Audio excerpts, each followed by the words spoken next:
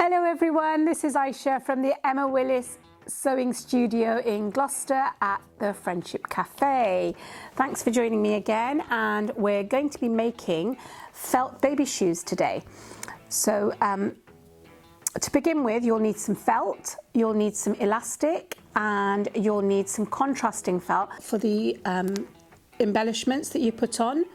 What you must make sure is that because you're using these for babies, don't choose things like beads or sequins or anything that can come off very easily. Now, the felt we're using is from the Gloucester Resource Centre, and they've kindly given us their pattern that they use in their packs and let us borrow the pattern and the instructions. And you can get all the resources from the Gloucester Resource Centre.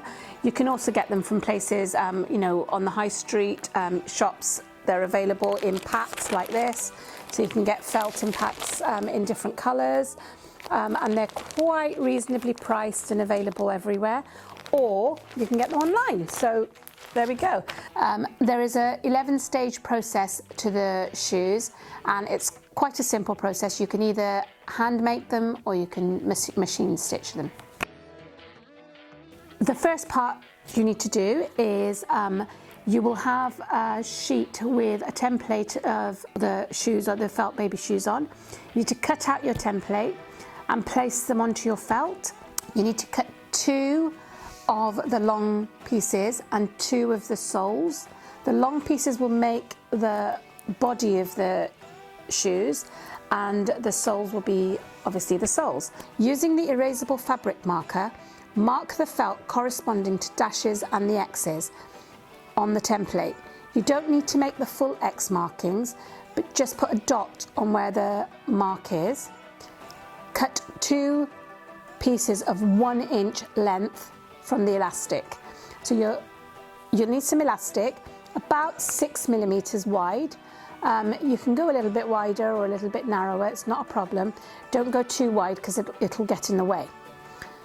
Pin 1 sole piece and 1 upper piece together at their back center mark dashes.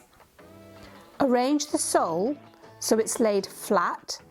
Wrap the right side of the upper piece across the front so that the front curves of both pieces match up. Pin the 3 layers, the sole, the right side and the left side, together at the front of the sole. For the opposite shoe, make sure you look at your shoe and wrap the left side first and then the right, and pin them together in the same manner. Sew around the whole sole with a blanket stitch, taking care not to over tighten your stitches.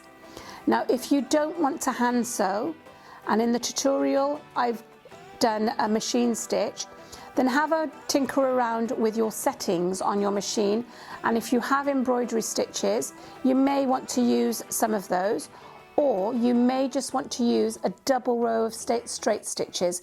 When you do that, don't have your stitches too small, but don't have them too big either. So just have a little mess around on your scrap pieces of felt, and when you're happy, then you can proceed.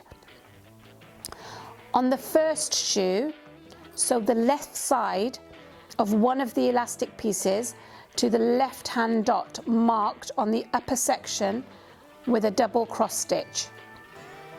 Tuck the right hand side of the elastic inside the shoe and stitch it to the marked right hand dot with a double cross stitch.